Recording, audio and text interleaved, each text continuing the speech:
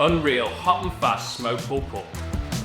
Hi guys, I'm Paul and welcome back to the Mudlogged Winter Barbecue. Last week we had smoked over-the-top chili. This week I'm bringing you pulled pork. I think pulled pork is a perfect winter barbecue food. It's a super forgiving cut of meat that needs almost no babysitting. This didn't hit the barbecue until lunchtime and I spent less than 5 minutes outside. But did I get it ready in time for dinner? You'll have to watch along. Right, so let's get into this. It's 11:30 and I want the pork on the barbecue by midday so that we can eat at 7 o'clock tonight. Let's go. So first up, ingredients. Now you know that supporting local, but sometimes supermarket meat is all you can get your hands on. I also love making barbecue simple and accessible by proving we can make amazing food with supermarket cuts. So I've got a large shoulder joint. This is 2.5 kilos. Today for ease, I'm going to be using a rub from my good friend Adam Pennell's Shropshire Lad. But if you want to make your own, it's really important not to overcomplicate it. I'll tag my last video, which was a smoked over-the-top chili. That rub works beautifully with pork. Just add a couple of tablespoons of sugar. I'm going to be using our ash wood charcoal. Ash responds super well to changes in airflow. So for a cook where we don't want to spend a lot of time outside, ash is perfect. I can make small veg adjustments that are going to have a really fast impact on my barbecue temperature. And I'm already smoking with some cherry wood today. Not only does cherry taste amazing with pork, but it looks amazing, giving you that picture perfect smoke ring. This joint's been out for a couple of hours, coming up to room temperature, so all we gotta do now is get it unwrapped and prep for the barbecue. So first things first, we're gonna remove this rind. The rind does nothing for pulled pork and is there if you wanna produce crackling by roasting this. We're gonna take the butcher string off, lift the rind off, apply our rub and get it tied back up if we need to.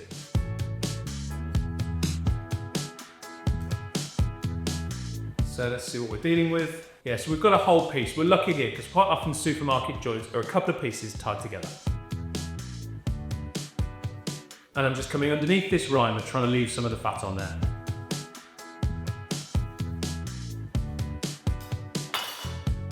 So the rind's off. I'm gonna get this scored better, get it heavily salted and into the fridge to dry out. I'll roast it later on with some crackling. So you can see although this is one whole muscle, it is sort of fragmented into a couple of pieces. So we'll get our rub on here, we can get our rub right into the crevices and then we'll bring it back together and re-tie it into a single mass. Quick hand wash before we handle the rub.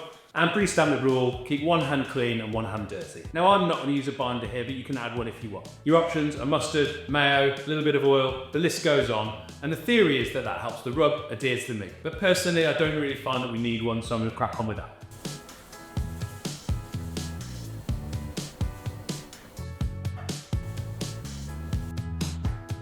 So I've got enough rub now either on the meat or in the pan, so I'm going to get both hands in there. As well as flavour, a rub helps us develop our bark. Bark is that beautiful mahogany crispy layer on the outside of any smoked meat, and even coverage with our rub is going to give us a nice even bark. I'm happy with this, so I'm going to get it tied up and then go check the temperature of the barbecue.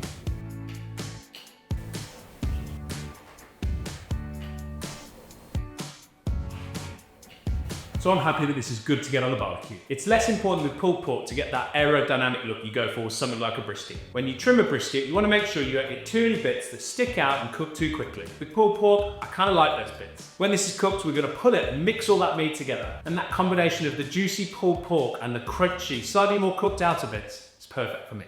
I'm going to wash up and let's get this on the barbecue. So just my normal setup with the snake of lunkwood charcoal running around the barbecue. We've got 3 cherry chunks, which is more than enough for this cook. This one's caught and it's giving off a lovely subtle smoke. So let's get the cooking grate on, get the pork in, and get the lid down.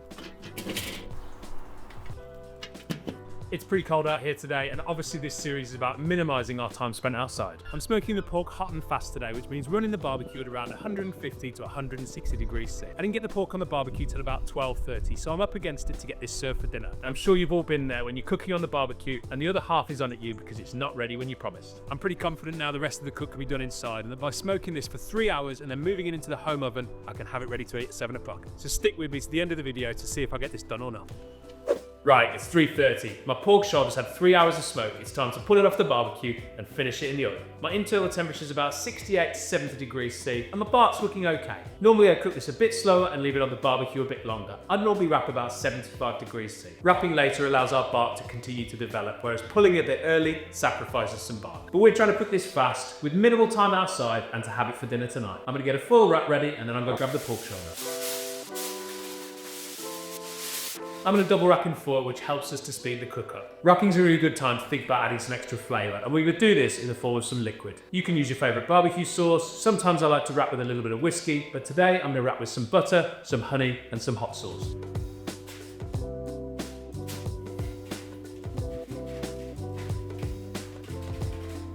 chef's treat. Right, our wrap's ready, so I'm gonna go and grab our pork. So it's looking and smelling amazing, and I can't wait for my dinner. But let me just show you what I mean when I say sacrificing some bark.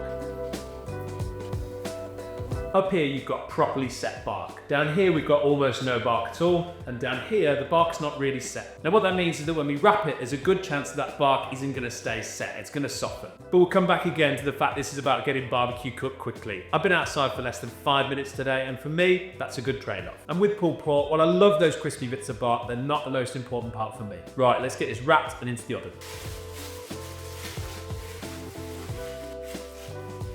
And we're going to get a temperature probe into this. Pork will pull at around 95 or 96 degrees Celsius. So when this hits 95, I'm going to come back and probe for doneness. And it's done when it probes like butter all over. At that point, we're going to give this a pretty quick rest and then we'll get it pulled. So this is probing 71 and it's going into an oven running at about 175 degrees. I don't know what you think, but I'm pretty confident we're going to have this for dinner tonight, so I'm going to get some other bits prepped. You can have pulled pork so many ways. You can have it in a bun, you can have it as ramen, but we're going to have it as tacos. So I'm just going to make a super fresh, zingy coleslaw, and then when the pork's out, I'll get some tortillas made. So in the slaw is half a small red cabbage, a grated carrot, the juice of 1.5 limes, but we might adjust that, about a tablespoon of mayo, a pinch of salt, a pinch of pepper, a small bunch of coriander, about half a teaspoon of honey, and about half a teaspoon of apple cider vinegar. Let's give it a taste and see if we need to adjust. That is absolutely perfect. It's not a creamy coleslaw, it's super limey, super zingy, and that's going to cut through the fattiness of the pulled pork. Let's get this in the fridge and I'll see you when we're probing the pork for temperature. The pork's been back in the oven for about 12 or 13 minutes and it's at 72 degrees C. It's in an oven running at a really consistent temperature and it's double wrapped in foil, so I'm not expecting much of a stall. So again, I'm pretty confident we're going to be eating this for dinner tonight, but stick around and find out. Right, there we go, we've hit 95 degrees, let's just tick to 96. So let's get this pork out and we'll probe it for doneness.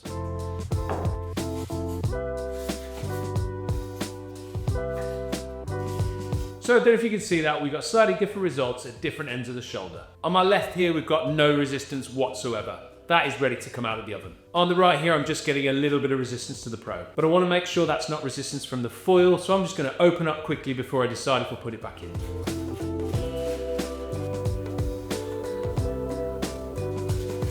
So I am still just getting the tiniest bit of resistance at this end. I've got plenty of time for a long rest, so it'd probably be alright if I pulled it and rested it now. But I have got loads of time, so I'm going to put it back in for about 10 more minutes, then I'll pull it out, give it about an hour's rest, and we'll eat. Right, let's had about 10 or 12 minutes more, let's get it out. It's 5:45 now and we're looking to eat at about 7. So that gives me about an hour to rest this before I want to pull it. I've got an old towel and I'm going to rest it for half an hour covered, then half an hour uncovered so it starts to cool down.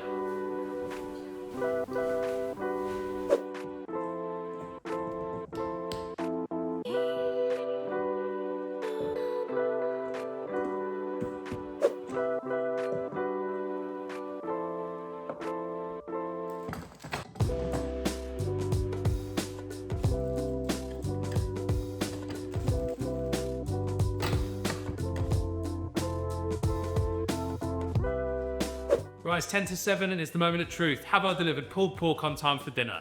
Let's pull it and see. I can't even pick it up. It's going to pull so well. Just gently, gently.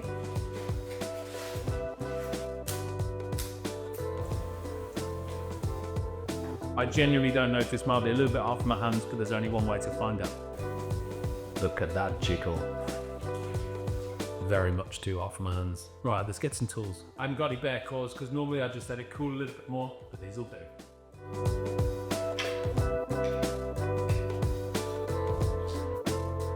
Let me just show you this.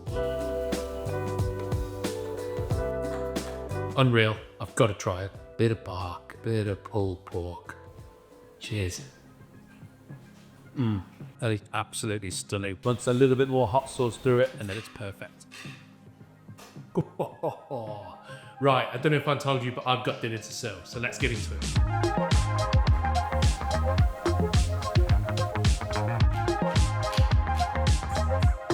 Load of that zingy coleslaw. generous held into that pulled pork. A little bit of fresh coriander. A little hot sauce. And a little squeeze of fresh lime. 3 of these are for Heather, but of course one of them's for me. So let's eat. Oh, look at that. Beautiful. 7:05 and dinner is served. Head, your food's ready.